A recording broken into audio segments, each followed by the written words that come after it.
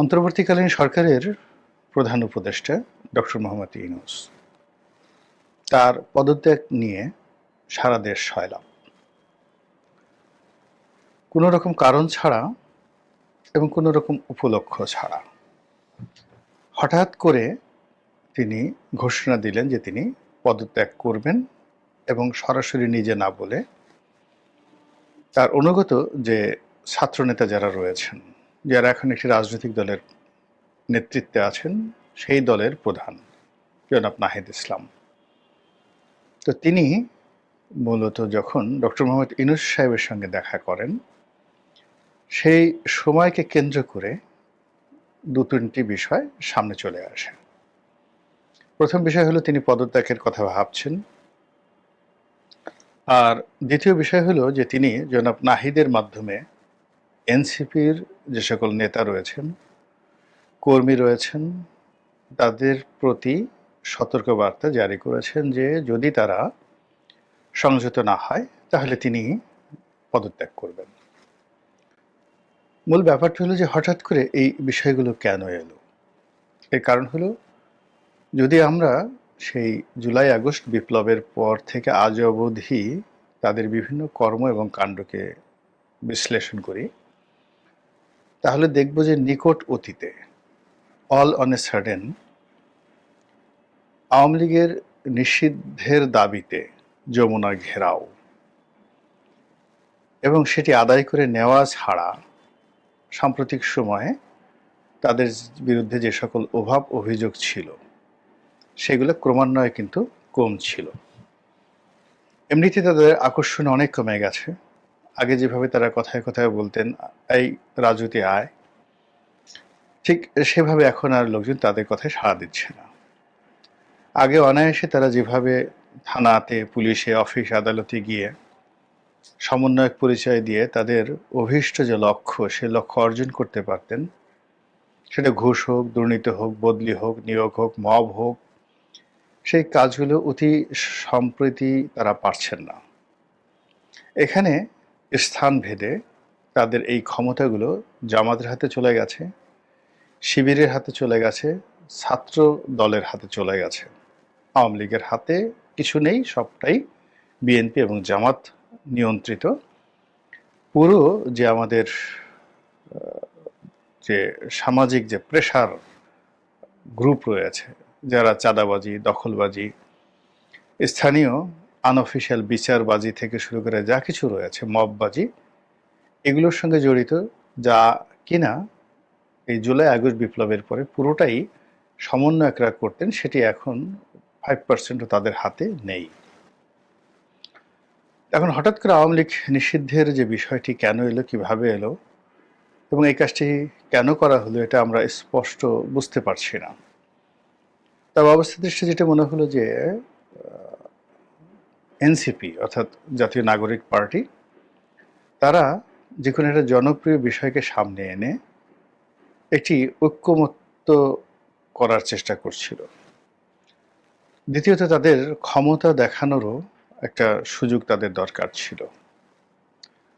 আবার আওয়ামী লীগকে নিষিদ্ধ করার মাধ্যমে তারা একটা সুযোগের সন্ধান করছিল। সেটি হলো, এই দলটি যদি নিষিদ্ধ হয়ে যায় তবে এই দলের নেতা কর্মীদেরকে যত সহজে এনসিপিতে আনা যাবে, স্থানীয় সরকারের নির্বাচনে অংশগ্রহণ করার জন্য টোপ দেওয়া যাবে, এমনকি জাতীয় নির্বাচনে আওয়ামী লীগের জনপ্রিয় প্রার্থীদেরকে আকর্ষণ করা যাবে, এটি আওয়ামী লীগ থাকলে সম্ভব হবে না। হয়তো সেই কারণে তারা এটা করতে পারে। কিন্তু এখানে ডক্টর মোহাম্মদ ইউনূসের জন্য যে সমস্যাটি হয়ে গেছে, সেই সমস্যাটি হলো এই যে পরিকল্পনাটি, অর্থাৎ আওয়ামী লীগকে নিষিদ্ধ করার যে পরিকল্পনাটি এনসিপি করেছিল, তার সঙ্গে যমুনার বা ডক্টর মোহাম্মদ ইউনূসের কর্তা ব্যক্তিদের, সাঙ্গপাঙ্গদের কতটা সম্পর্ক ছিল তা বলা যাবে না। তবে অবস্থার দৃষ্টে মনে হলো যে এটা একটা রাজকীয় আয়োজন ছিল।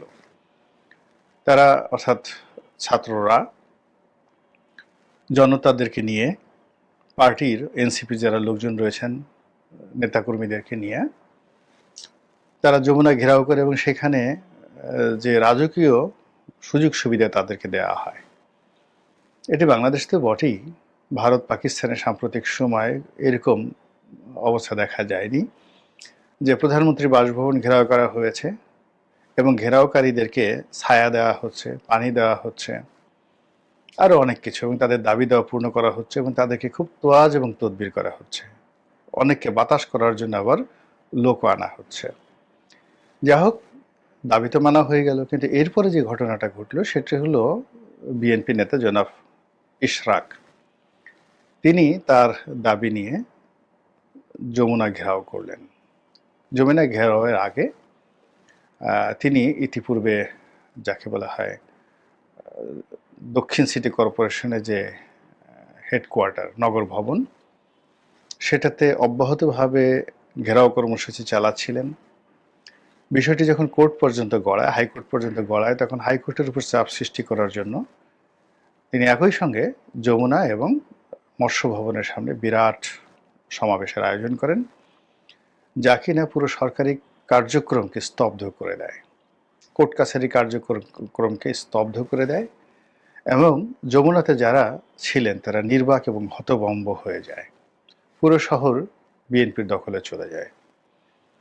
এবং এতে করে যমুনায় যারা বসবাসকারী তারা কতটা ভয় পেয়েছেন, কি পেয়েছেন, সেটা আমরা বলতে পারবো না। কিন্তু পরবর্তীতে দেখা গেল যে আদালত থেকে যে রায় এসেছে, সেই রায়ে তারা বেশ উল্লাস অনুভব করছেন, অর্থাৎ বিএনপির যারা লোকজন আর সরকারের যারা লোকজন আছেন তারা এক পক্ষ একেবারে পাথর হয়ে গেছেন কথাবার্তা বন্ধ করে, আর অপর পক্ষ বলার চেষ্টা করছেন যে এটা তো একটা মব জাস্টিস, জোর করে কোর্টের যে রায় এটি আদায় করা হলো। এগুলো নিয়ে যখন সারা বাংলাদেশে তোলপাড় চলছে, হাসাহাসি চলছে, পক্ষে বিপক্ষে কথাবার্তা চলছে, ঠিক এই সময়টাতেই ডক্টর মোহাম্মদ ইউনূস এই ঘোষণাটি এলো বা উনি দিলেন। তো সবাই প্রথমে বলার চেষ্টা করলেন যে এই ঘটনা কোথায় গিয়ে গড়াবে, তিনি যদি সত্যি পদত্যাগ করে বসেন তাহলে কি হবে, অথবা তিনি হয়তো আশা করেছিলেন যে ক্ষমতায় যদি তিনি বসা আছেন তার বিকল্প এই মুহূর্তে দেশে বিদেশে নেই।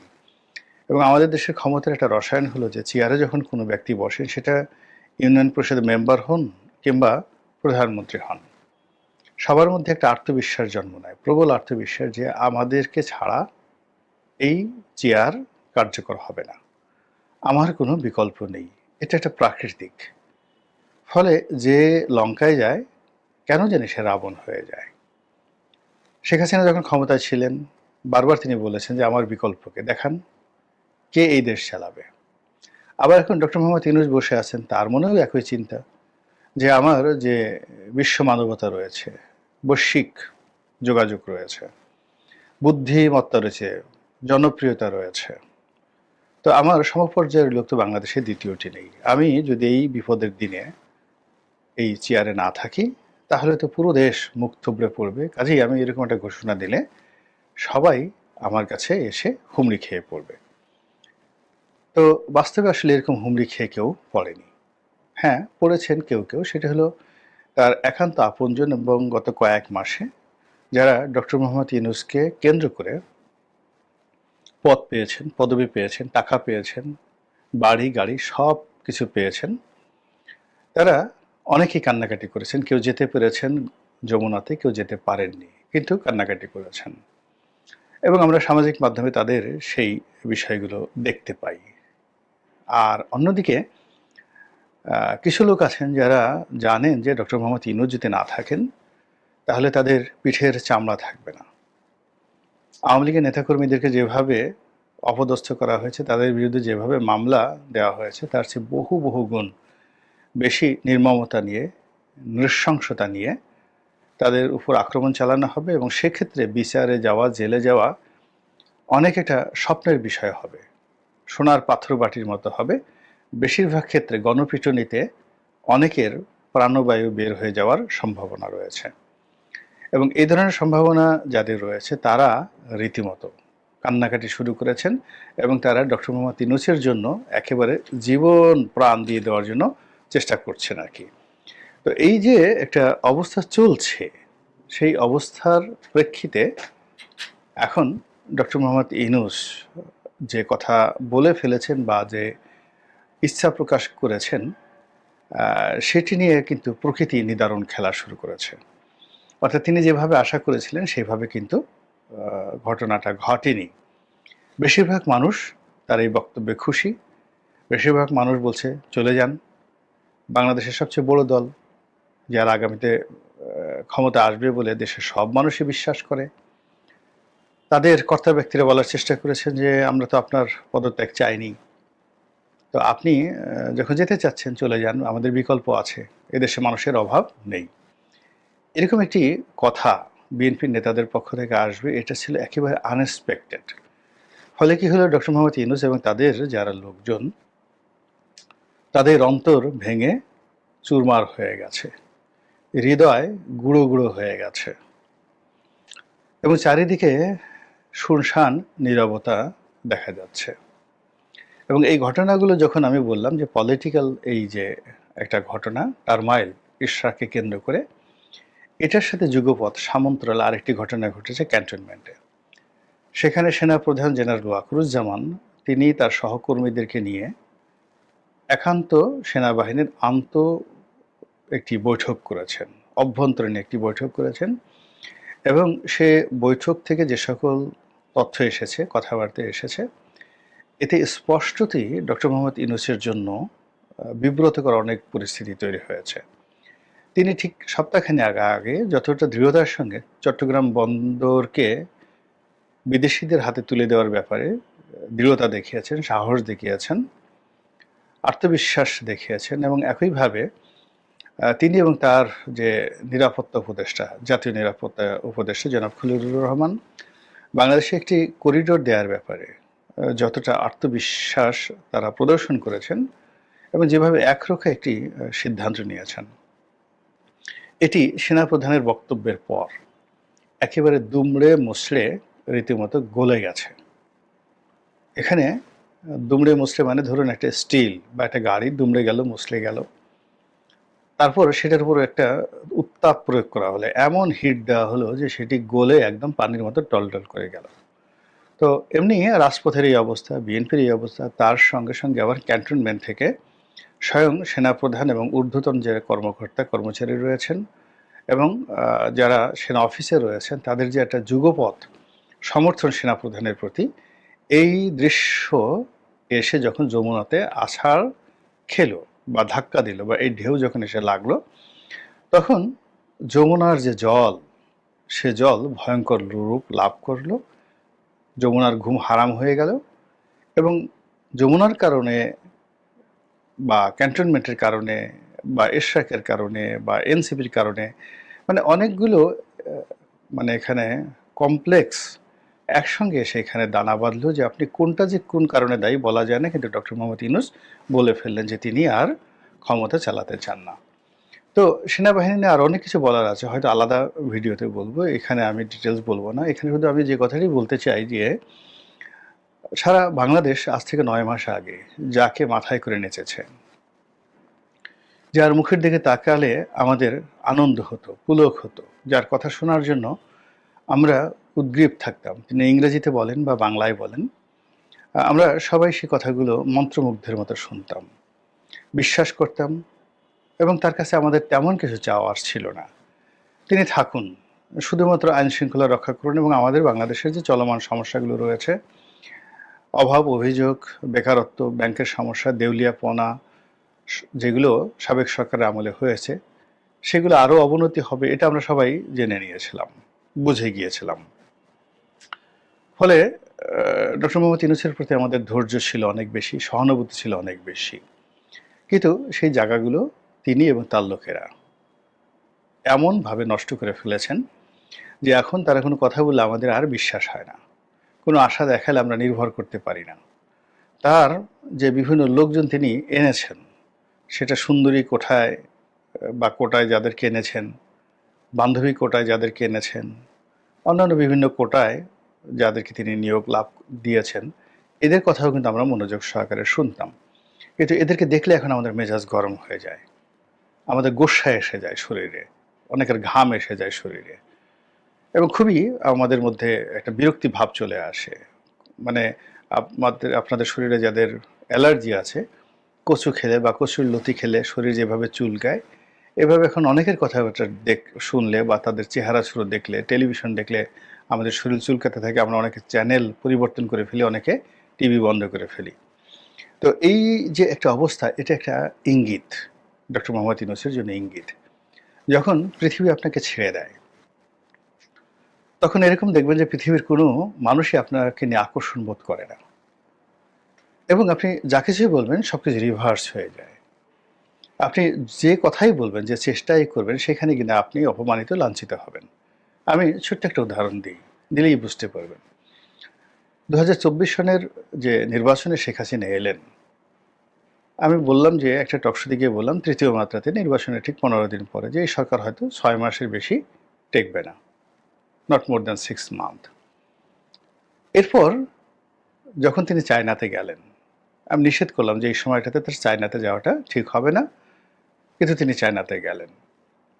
এবং তিনি চায়না থেকে আসার পর আমি আবার বললাম, টকশোতে বললাম, ইউটিউবে বললাম যে শেখ হাসিনার উচিত হবে না কোনো কিছুতেই যে এখন উনি একটা সংবাদ সম্মেলন সচরাচর করেন, ওনার যে সকল দালাল সাংবাদিক রয়েছেন তাদেরকে নিয়ে যেভাবে তিনি মানে মুখ ঝুলিয়ে ঝুলিয়ে তিনি আত্মবিশ্বাস নিয়ে সবাইকে ইঙ্গিত করে যে কথাবার্তাগুলো বলেন, এই সময়টিতে তার বলাটা ঠিক হবে না, এবং তিনি এই সংবাদ সম্মেলনটা বাদ দিলে তার জন্য ভালো হবে।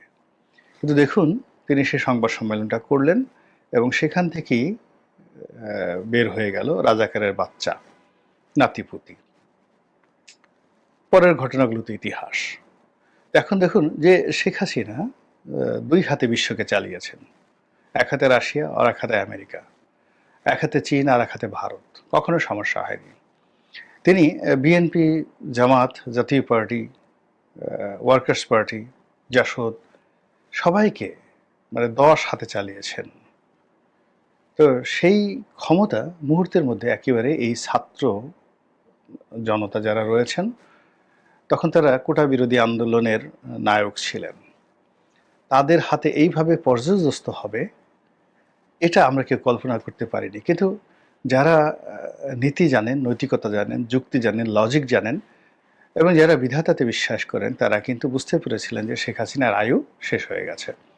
ফলে অনেকেই কিন্তু যারা সতর্ক ছিল আওয়ামী লীগের মধ্যে, তারা জুলাই মাসের 15 তারিখের মধ্যে কিন্তু তারা দেশ ছেড়েছেন। আবার বলছি, জুলাই মাসের 15 তারিখের মধ্যেই দেশ ছাড়েছেন। এবং যারা আরেকটু বুদ্ধিমান, তারা ঠিক জুলাই মাসের 30 তারিখের মধ্যে দেশ ছেড়েছেন। তো এই যে প্রকৃতিকে বুঝতে পারা, এটা একটা বড় গুণ। ডক্টর মোহাম্মদ ইউনূসের যারা লোকজন আছেন, তাদেরকেও এখন এই প্রকৃতির হিসাবকে বুঝতে হবে যে রাতারাতি এই রিভার্স হওয়ার কথা না। কেন হলো, কিভাবে হলো, এবং এখান থেকে রিগেইন করা সম্ভব কিনা। আমার ক্ষুদ্র বুদ্ধি বলছে যে এখান থেকে আর রিগেইন করা সম্ভব নয়, কোনো অবস্থাতেই সম্ভব নয়। একবার বিশ্বাস, মানে আসলে ভিত্তি দুটো। আপনি দেখবেন যে স্বামী স্ত্রীর মধ্যে একটা বিয়ে হয়, তারপরে পিতা পুত্রের মধ্যে একটা রক্তের সম্পর্ক থাকে, সেখানে অনেক রকম বিরোধ হলেও সেগুলো নিষ্পত্তি করা যায়, একটা ম্যান্ডেট থাকে। তদ্রূপ রাজনৈতিক সরকার যখন ভুল করে, ভ্রান্তি করে, তখন সেগুলো নেগোশিয়েট করার মতো একটা ম্যান্ডেট থাকে। কিন্তু এই সরকারের যেহেতু ম্যান্ডেট নেই, এর পুরোটাই কিন্তু বায়বীয়, পুরোটাই বিশ্বাস, পুরোটাই ভালোবাসা, শ্রদ্ধা, প্রেম। এখন সেই জায়গাগুলো যদি একবার নষ্ট হয়, অর্থাৎ বিশ্বাস যদি একবার নষ্ট হয়ে যায়, কোনো অবস্থাতে সেই বিশ্বাস কিন্তু আর ফিরে আসে না। ডক্টর মোহাম্মদ ইউনূস সম্পর্কে যে বিশ্বাস ছিল, সেই বিশ্বাসটা আমাদের চলে গেছে। এখন টুডে অর টুমরো আমাদের সবাইকে মরতে হবে, সবাইকে যেতে হবে। ক্ষমতা চিরস্থায়ী নয়। আল্লাহ আমাদেরকে ক্ষমতা দেন, পরীক্ষা করেন। এখন সেই পরীক্ষায় ডক্টর মোহাম্মদ ইউনূস এবং তার যারা লোকজন কি ফলাফল করেছেন, তা রাজপথের নমুনা দেখলে আমরা কিন্তু বুঝতে পারি।